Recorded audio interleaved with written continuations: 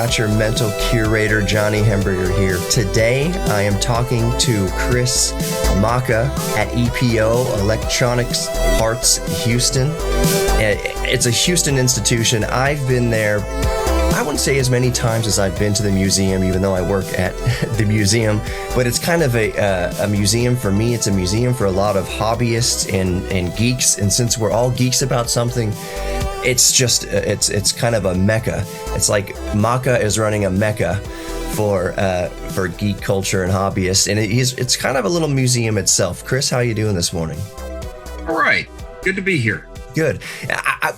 Saying it's kind of like a museum is kind of a misnomer, because really, yes, you can go there to get all sorts of parts, which we'll talk about here in a moment. But you do have a lot of examples of historical technology. I'll just say is a good way to put it. Chris, what are some of the things you have? What are some of your favorite items, or can we even say artifacts at this point that you have around the store?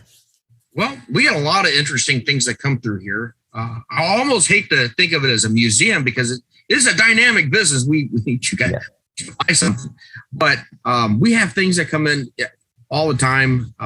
Some of it's rescue that we just, are trying to find good homes for, and other things are neat curiosities. We deal with a lot of radio equipment. I even old Marantz cassette decks and vacuum tube power supplies, radio equipment.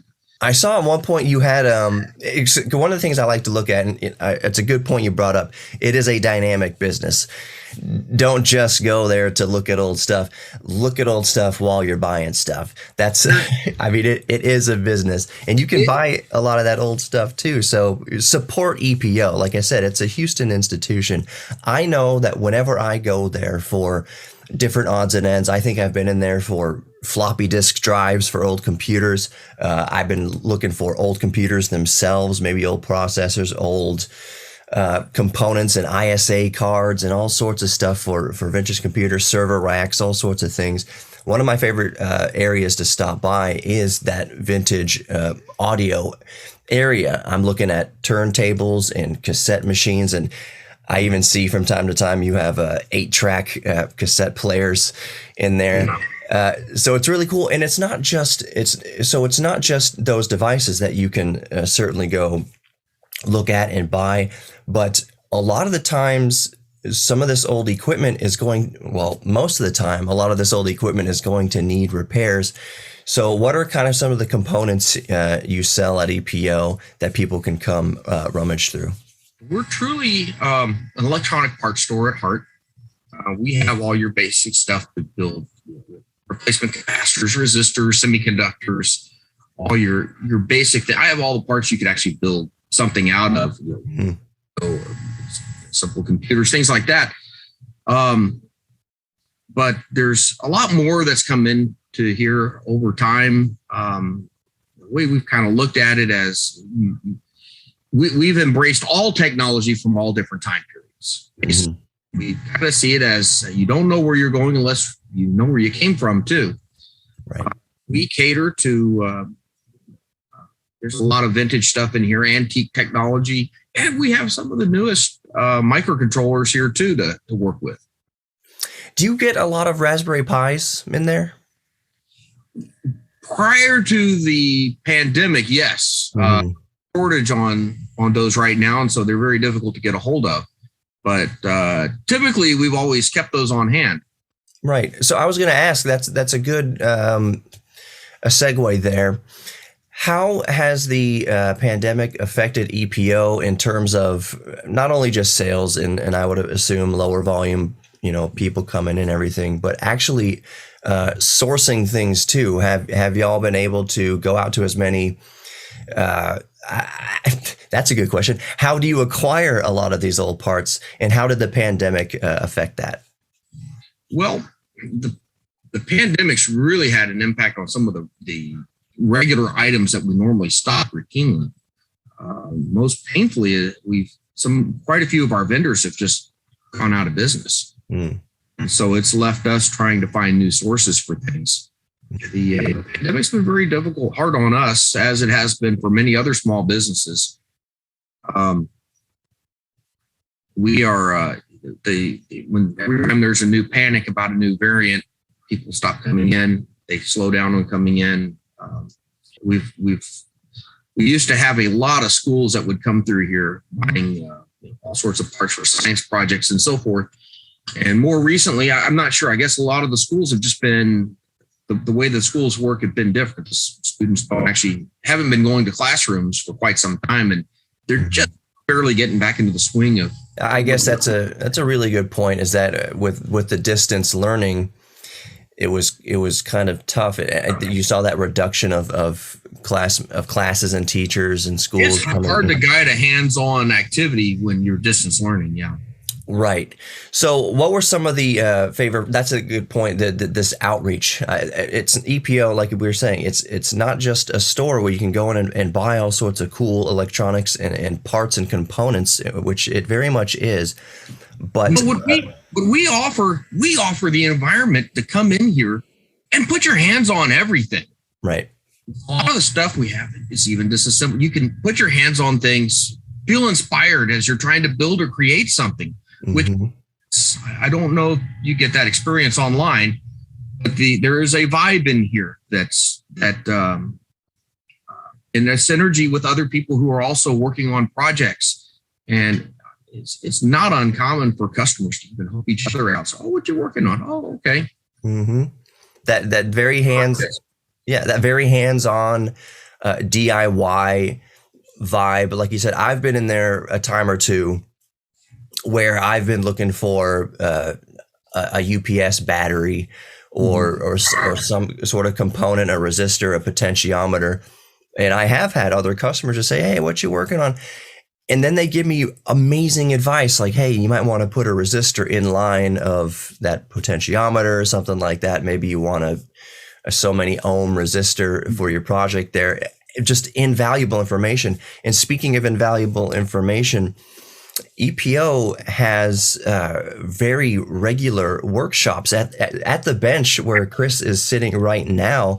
They'll teach you, they'll have volunteers come in and teach you how to program things, classes on soldering, classes on repairing old devices, classes on like recording or video equipment, like all sorts of things. So it's a really good idea to follow EPO on Facebook, Electronic Parts Outlook on Facebook.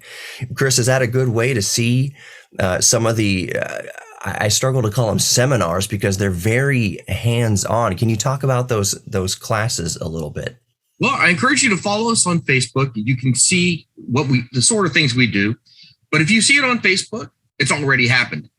Best way to find out if you want to be involved with some of these, we have a workshop mailing list. You actually have to come physically to the store to sign up to be on it. I don't want to send messages out to anybody that doesn't want them. And that's where we send out our notifications. It's not advertised. We don't send advertisements. It's just when the events occur, we send notification.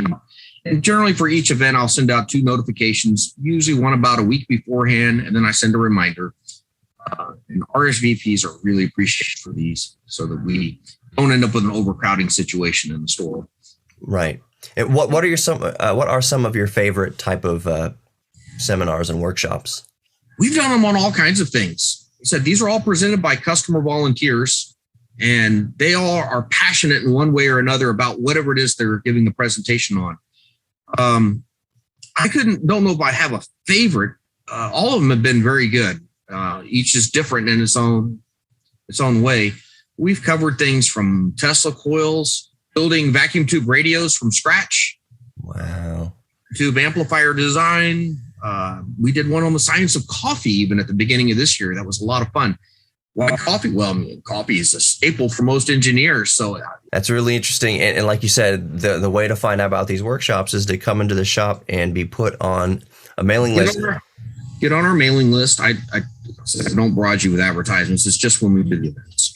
Right. And I appreciate that. It's not just a blanket, sending out to people who don't want to get spam. So I appreciate that fact of kind of targeting your audience and also reducing the overcrowding, because you might not want, people might come in there and not be interested. And then you have an issue of crowd control and things like that. So if I know in advance we're going to have a crowd of people, most time, most of the presenters are happy to do multiple presentations in the day where we can break it up and that way we don't end up with an unpleasant, crowded situation.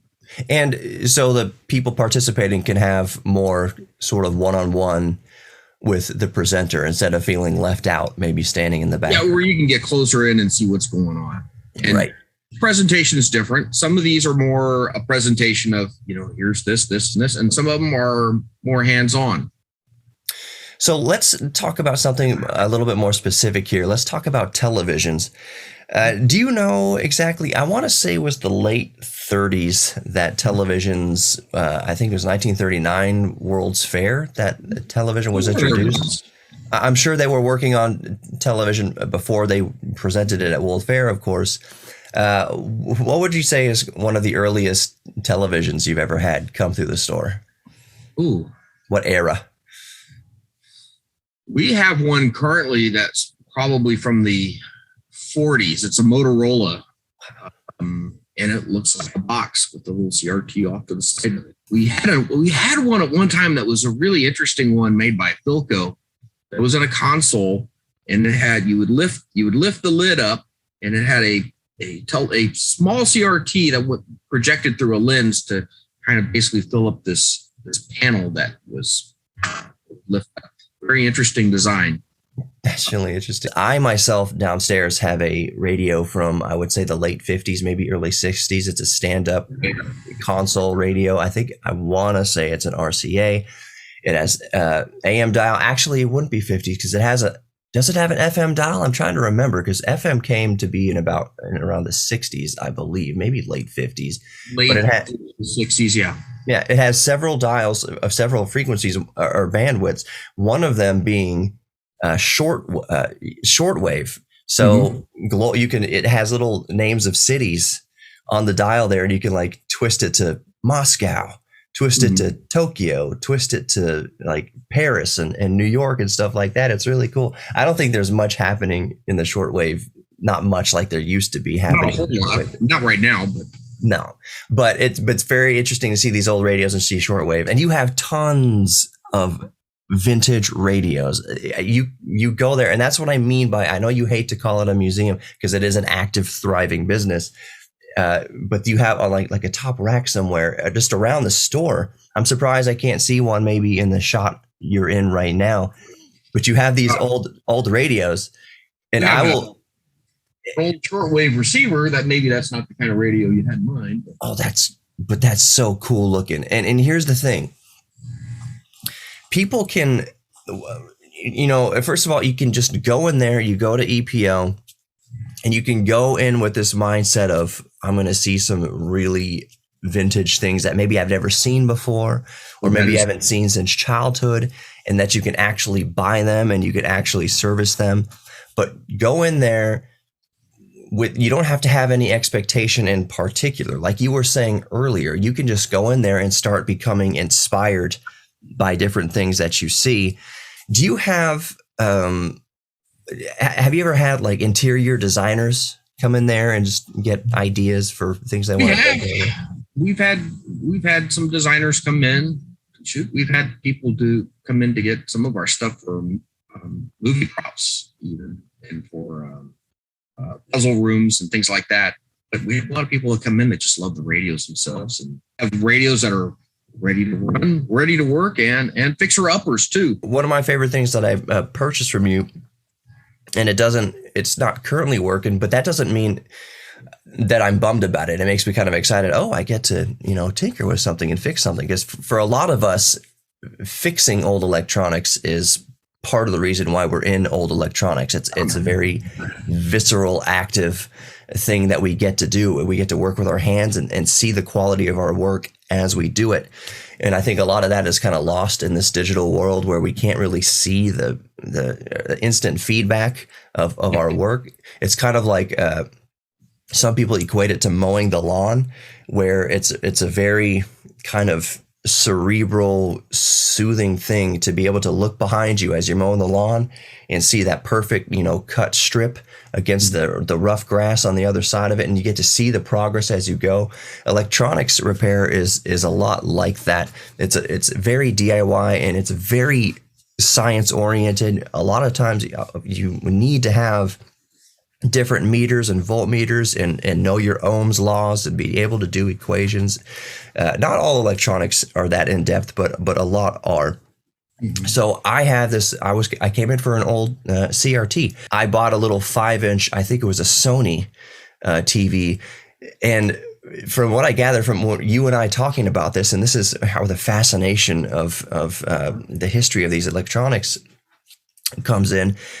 It was from the 1980s, and I said, "Oh, this little 5-inch TV. I just want something on my desk that I can plug in, a Raspberry Pi 2 or an old Nintendo or something like that. That doesn't. It's not a big 32-inch RCA monster. Mm-hmm. This little 5-inch thing." And I was like, why does this have a battery pack? What would somebody possibly want a battery pack on this little TV? It wasn't like a Walkman TV, those little TVs from the 90s or whatever, where you could just like put in your pocket and bring out. Mm-hmm. He's like, this is what people, you said, I think this is kind of what people would bring to baseball games. Oh, yeah. And sporting events before those miniature TVs. Mm-hmm. So I just kind of pictured somebody at a Astros game in the early 1980s, before the little TVs, or even kind of after those little TVs came out and they were just too expensive. But I picture somebody sitting there, watching the baseball game down on the field with an earbud in, looking at this 5-inch monitor on their lap. It's kind of a big thing. It's not I don't know what kind of size. It's like the size of a VCR almost. But it's kind of sitting on their lap with a TV screen, earbud in. You're like, yeah, it comes with a battery, because people would bring it to things like. People would do that. Yeah, and that's just so fascinating to me. And I think, Chris, have you ever seen parents bringing children in and maybe overheard some of the conversations about, the electronics they grew up with? Oh yeah, we get. Parents and grandparents too that come in and bring your kids in, and they love playing with the typewriters, and we have collection of older phone equipment. Rotary phones, even some crank phones. Wow! Always entertaining to watch the kids pick up the telephone handsets, usually upside down with the cord coming out of the top. They've not seen an actual phone before like that. Yeah. Or actual, they get back to the computer section and see all these save icons. What is this, a 3D printed save icon? The floppy disks and everything like that. I've heard that before. I've heard the youths refer to floppy disks as save icons. It's kind of fun to watch them mess with that technology. Like, you hand a cassette and a Walkman to a 12-year-old and say, first of all, what is this? And they flat out don't know. And why would they know? Because they've never experienced it or had to use it in their lifetime. And then you tell them it plays music. It's kind of like, it's not even an MP3 player anymore. It's kind of like a tablet or something like that. It plays music. Now figure out how to make it play music. And it's been like trying to plug in headphones to the straight cassette. Like, it's baffling, and it's weird. It's not weird. It's interesting to those of us who've grown up through that entire era, who grew up through CRT TVs and cassettes and LPs and everything like that, just to share the technology we grew up with our children, and just kind of it seems to me, and I think it sounds like I'm going on here. It seems to me like it's one of the few things now, old technology like a cassette in the hands of a child is one of the few things now that you can see it blow their mind.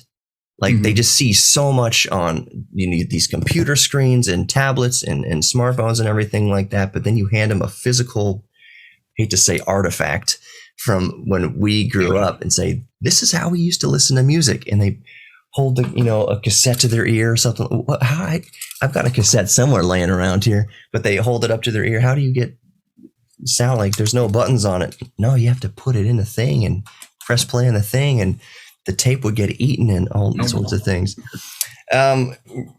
Chris, there was something else I wanted to ask you. Do you ever have people from out of town coming to EPO, like they've heard of you from Dallas or Austin or maybe even farther away, and say, we get quite a few people that come in from quite a ways away. We have visitors that will come in and visit us maybe once a year, even that come in from out of state. And there's a lot of them like that too, that come in maybe once a year and will come and hang out with us. Yeah. I want to reiterate that we've been talking about a lot of vintage electronics right now because they're so fascinating to young and old.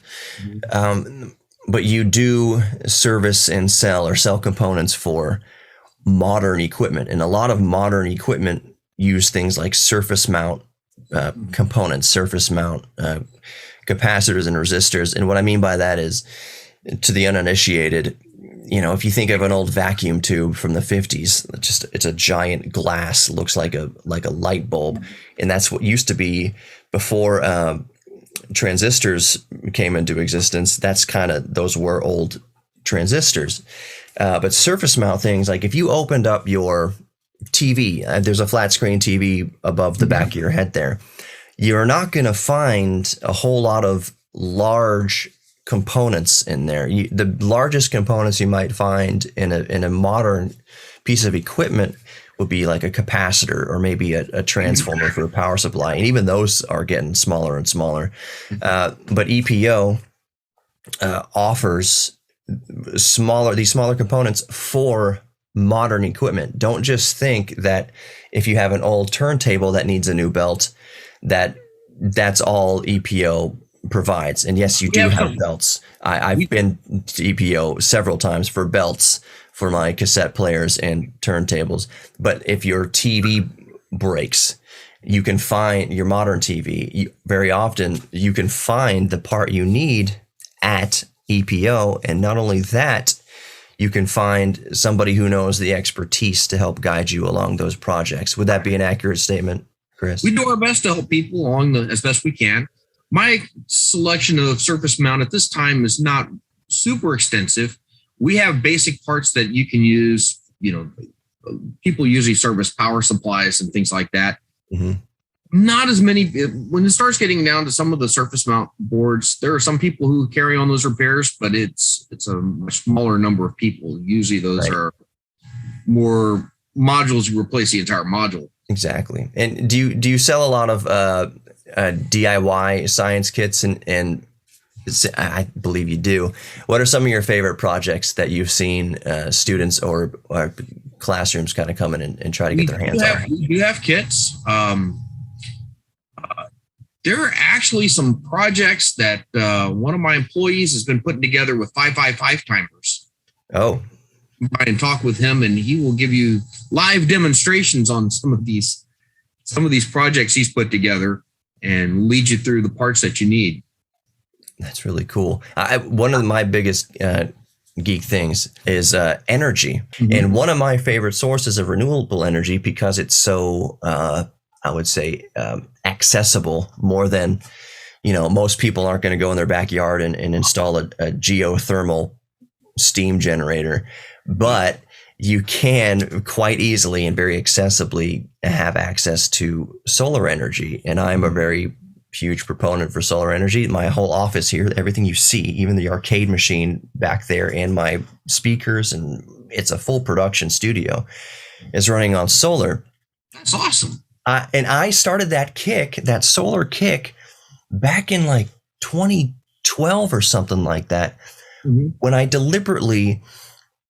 came into EPO a few months before to get a belt for a turntable. I had an Audio Technica something. I needed a belt. And I was like, where do I get belts? And EPO. That's my first foray to EPO, was getting a belt. And then I noticed at the time, was kind of by the front door, there's a lot of just solar panels, just free range solar panels of various outputs and voltages and wattage and everything like that. And I was like, I saw a 10 watt solar panel sitting there, and I was like, I've got a like a 12 volt lead acid small battery from a little backup power supply, like for a computer. I was like, I wonder if I take the battery out of there and get this 10 watt solar panel and like a little charge controller. And that got me started on my solar journey. So I say all of that, just come to EPO.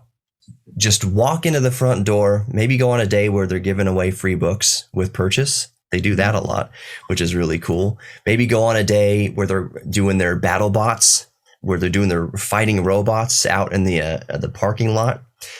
Either we could talk about that in a second. Either way, go to EPO with an open mind to observe, and then let inspiration wash over you with projects that you want to accomplish. For me, at one point, it was the solar power. I went in for that belt, saw the solar panels, set me down a lifelong fascination with solar energy. So to start wrapping this up, Chris, I mentioned those battle bots, those fighting robots, where enthusiasts around the community, and I would assume probably from out of maybe around Texas, probably too, a little bit, build their robots, like just build robots, and then they come and put them in an arena where they try to smash and flip each other over, and it's really cool. Can you talk about that event?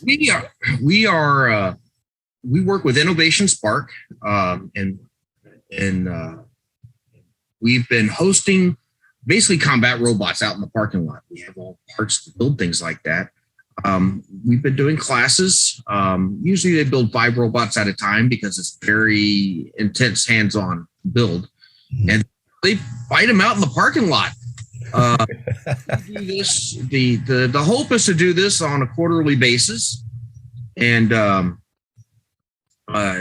there is a Houston area league. It's Houston Combat. It's a Houston Area Combat Robot Association.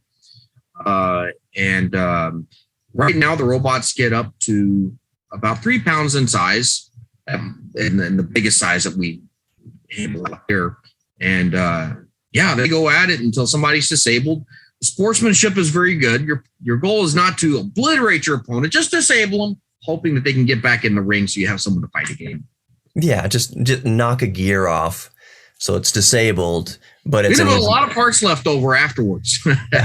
It's just kind of like a battlefield strewn with little components and plastic. During a match, yes, there will be a lot of little parts loose in there. That's so awesome. The robots are built in knowing that they're going to sustain damage. So the part of the objective is to build a robot that's, it's going to break. You try to build it to be as easy to repair as possible, and so that you can hopefully get back into the ring again. Does anybody try to just bring in like a Lego Technics kit and just see how long one of those things can last? It depends on which category you get into. There are some lightweight categories that are less destructive, that they do more of a shoving match, and, rather than trying to destroy each other. Kind of like sumo. Exactly. Yeah, just push each other out of the ring, basically. Oh gosh, Chris, I could talk to you forever about different electronics, and I am going to call them artifacts. That TV from 1940, whatever, that's an artifact. It is for sale, though. I want to mention that this is, like you said, and we've got television from the 50s, 60s, and 80s, and things come and go. In this environment, things come and go all the time. Yeah. You see, this week may not be here next week, and something else will be there. Oh gosh, it's so cool. I could literally spend hours. I could go broke in EPO, and I'm sure you would love that. But I just want to. We want you to come back again and again. I don't want you to go broke coming in here, but we do want you to enjoy being here. We'll get you a free cup, as many free cups of coffee as you need, and have a good time looking around and hanging out. Yeah, I just want to buy entire aisles. I'll just say, I'll just take that aisle. I'll take that aisle. That's what I want to do. But yes, walk around, drink as much free coffee as you want. Look at different fascinating things, buy different fascinating things, ask about different fascinating things. Chris, how can folks contact you, and how can they get to EPO? EPO is located at 3753 Fondren in Houston, Texas. They can reach us by phone at area code 713-784-0140. We are active on Facebook. We have Instagram up. It's easiest if you physically come by the store, though. Come see us or give us a call. Yeah. And I will put all that information, rest assured, all that information will be on the screen and in the video description. Chris, thank you so much for talking with me this morning. It was a pleasure talking with you.